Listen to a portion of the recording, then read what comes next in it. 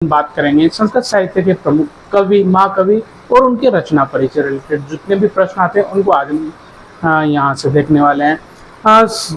उनके बारे में हम बात करें तो सबसे पहले तो उनके व्यक्तित्व के बारे में जानेंगे, उनका व्यक्तित्व क्या है या उनका जीवन परिचय क्या है। उसके बाद हम बात करेंगे यहाँ पर रचना परिचय, उनकी कौन कौन सी रचना है और कहाँ कहाँ से प्रश्न आ सकते हैं। उसके बाद हम बात करेंगे प्रमुख तथ्य, जो उनके प्रमुख तथ्य हैं या फिर जो ग्रंथों से रिलेटेड सुक्तियाँ है वो यहाँ पर पूछी जाती है, उनके बारे में डिटेल से बात करेंगे इस वीडियो में। लेकिन क्लास को स्टार्ट करें उससे पहले सबसे पहले तो आपको चैनल को सब्सक्राइब कर लेना है, बेल आइकन जरूर प्रेस करना, क्योंकि इस प्रकार की क्लासेज आपको यहाँ पर मिलते रहते हैं। वो वीडियो अच्छा लगे तो जरूर लाइक करें। तो सबसे पहले जो हम बात करने वाले हैं यहाँ पर जो व्यक्तित्व जानेंगे वो है अश्वघोष। ठीक है, अश्वघोष जिन्हें हम बौद्ध कवि के नाम से भी जानते हैं। ठीक है, इनकी 3 रचनाएं यहाँ पर आपको देखने को मिल जाएगी, बुद्धचरितम, दूसरी रचना इनकी देखने को मिल जाएगी आपकी सौंदरानंद, और तीसरी रचना यहाँ पर प्रकरण सारिपुत्र प्रकरण।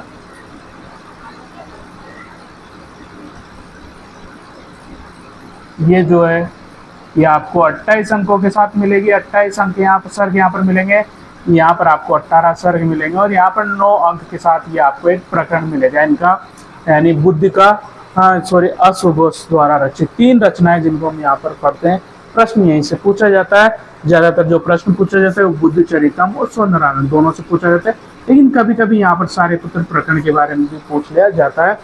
तो तीनों को हम यहाँ पर पृथक पृथक से अलग अलग से पढ़ेंगे। ठीक है, तो सबसे पहले तो हम बात कर लें यहाँ पर इनके बारे में। तो इनकी सबसे पहले तो आपको अश्वघोष की उपनाम याद होनी चाहिए। ठीक है, अश्वघोष के उपनाम आप याद होनी चाहिए।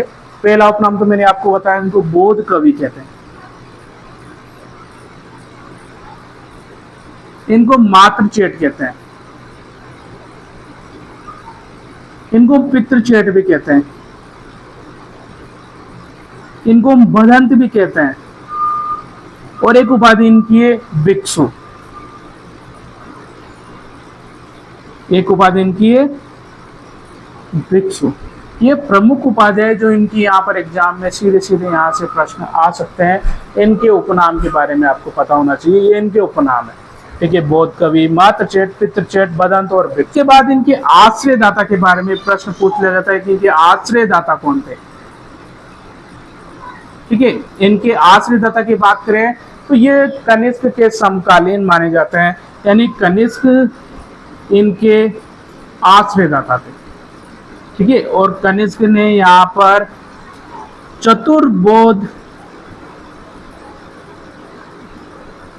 संगति, कहाँ पर, कश्मीर में, और कश्मीर में कौन सा, कुंडलगाम, यहाँ पर चतुर्बोध संगति का आयोजन किया था। उस चतुर्बोध संगति के उपाध्यक्ष और संचालक दोनों कौन थे, दोनों थे यहाँ पर अश्वघोष। ठीक है, तो यहाँ से भी प्रश्न पूछा जा सकता है। इसी आधार पर मानते ही कनिष्क इनके क्या थे, आश्रयदाता कवि थे। माता का नाम पूछ लिया जाए तो माता थी इनकी स्वर्णाक्षी। माता का नाम पूछ लिया जाए, माता कौन थी इनकी, स्वर्णाक्षी थी। माता कौन थी इनकी, स्वर्णाक्षी थी। ठीक है, एक प्रश्न और पूछ लिया जाता है, निवासी, ये कहाँ के निवासी थे। तो निवासी की बात करें तो ये साकेत। ठीक है, साकेत के निवासी माने जाते हैं। साकेत यानी अयोध्या। कहाँ के निवासी माने जाते हैं, साकेत यानी अयोध्या के निवासी माने जाते हैं। ठीक है, गुरु के बारे में पूछ लिया जाए तो गुरु के बारे में आपको याद होना चाहिए, आचार्य पार्श। तो इनके व्यक्तित्व से संबंधित इतने सारे प्रश्न यहाँ पर बन करके आते हैं। इन प्रश्नों को यहाँ पर पूछा जा सकता है एग्जाम में। अब जब हम रचना परिचय की बात करते हैं तो सबसे पहला जो इनका महाकाव्य आता है वो बुद्ध चरितमृत, सबसे बड़ा महाकाव्य इनका। सर्ग की बात करें तो टोटल कितने सर्ग है? 28 सर्ग। लेकिन 28 सर्ग में केवल 14 सर्ग जो है वही आपको किस में मिलेंगे? संस्कृत में मिलेंगे। 14 सर्ग आपको किस में मिलेंगे? संस्कृत में मिलेंगे। बाकी यहाँ पर संस्कृत में अवेलेबल नहीं है, तिब्बती अलग भाषा में यहाँ पर अनुवाद किया गया वो यहाँ पर मिलेगा। ठीक है, इसके बारे में पूछ लिया जाता है एक प्रश्न, उपजीव्य, इसका उपजीव्य कौन सा? ठीक है, तो दो यहाँ पर, एक तो ललित विस्तर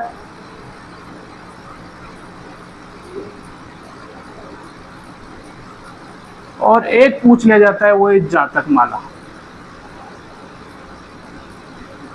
ये जातक माला आर्य शोर की।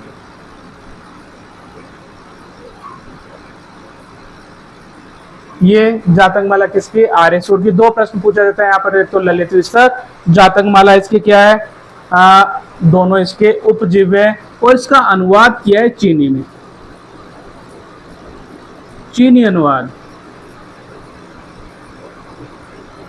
यह धर्मसेन द्वारा किया गया।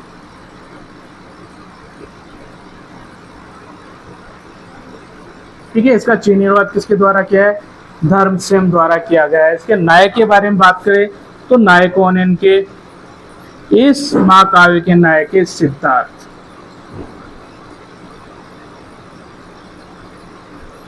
माता का नाम पूछ लिया जाए तो माता है मां माया या त्रिशला।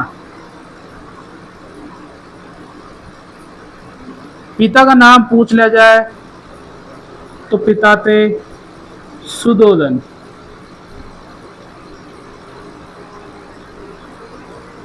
ठीक है, पिता के बारे में पूछ लिया जाए। नायिका के बारे में पूछ लिया जाए तो ये नायिका विहीन नाटक काव्य, नायिका विहीन महाकाव्य। पत्नी के बारे में पूछ लिया जाए तो पत्नी यशोधरा, पुत्र राहुल।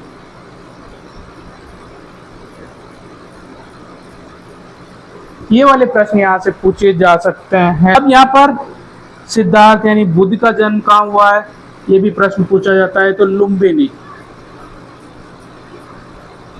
कहाँ पर हुआ है? लुम्बिनी। इससे संबंधित 4 घटनाएं उनके जीवन में घटित हुई। पहले की बात करें तो गृह त्याग, दूसरा ज्ञान प्राप्ति, तीसरा प्रथम उपदेश और चौथा देह त्याग। इन चारों घटनाओं को अलग अलग नामों से जाना जाता है और उनके स्थान से रिलेटेड प्रश्न भी यहाँ पर पूछा जाता है। पहली घटना है गृह त्याग, इसको कहते हैं महाभिनिष्क्रमण। महाभिनिष्क्रमण यानी बुद्ध के द्वारा जो अपना गृह त्याग किया गया था उस घटना को हम जानते हैं महाभिनिष्क्रमण के नाम से। और ये स्थान पूछा जाए तो स्थान कहाँ पर? लुम्बिनी। कहाँ पर? लुम्बिनी। और लुम्बिनी कहाँ पर है? तो नेपाल में। कहाँ पर है? नेपाल में। ठीक है, दूसरी घटना ज्ञान प्राप्ति, इसको कहते हैं हम संबोधि। ज्ञान प्राप्त कहाँ हुआ था? इस घटना को हम कहते हैं संबोधि। और ये गया। कहाँ पर? गया।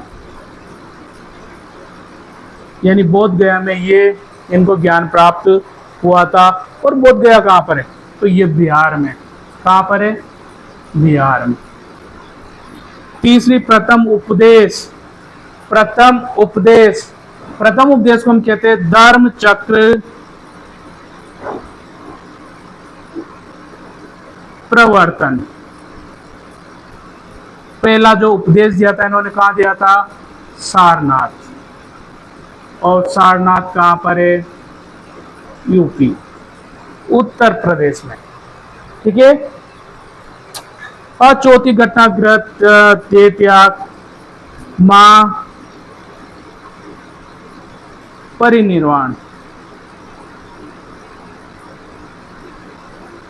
यहाँ पर हुआ था, तो ये हुआ था कुशीनगर, और कुशीनगर कहाँ है, तो ये भी यूपी में। ठीक है, ये 4 घटनाएं, और इन 4 घटनाओं से 4 प्रश्न पूछने की उम्मीद रहती है। में से चारों में से कोई सा भी प्रश्न पूछा जा सकता है, या तो आपसे घटना का संबोधन पूछा जाता है, घटना को क्या कहा जाता है, या फिर उसके बारे में, स्थान के बारे में पूछा जा सकता है, स्थान कौन सा था। ये 4 प्रश्न यहाँ से 4 टॉपिक से काफी सारे प्रश्न यहाँ पर बन करके आते हैं। तो हमने इसमें आज अशोक घोष की प्रमुख रचना बुद्ध चरितम 28 सर्ग और 14 सर्ग मुख्य रूप से संस्कृत में मिलते हैं। बाकी जीवन परिचय और पूर्व रचना के बारे में यहाँ से पढ़ लिया। यहाँ से प्रश्न यहीं से पूछे जाते लगभग। अशोक घोष की दूसरी रचना का नाम है सौंदर्यानंद। ठीक है, हाँ, इसकी बात करें तो ये 18 सर्ग में आपको मिल जाएगा। कितने सर्ग में? 18 सर्ग में। और यहाँ पर इसका जो नायक निकल कर आता है वो नायक है नंद। नंद कौन है इसमें? तो महात्मा बुद्ध का भाई, सौतेला भाई, महात्मा बुद्ध का सौतेला भाई।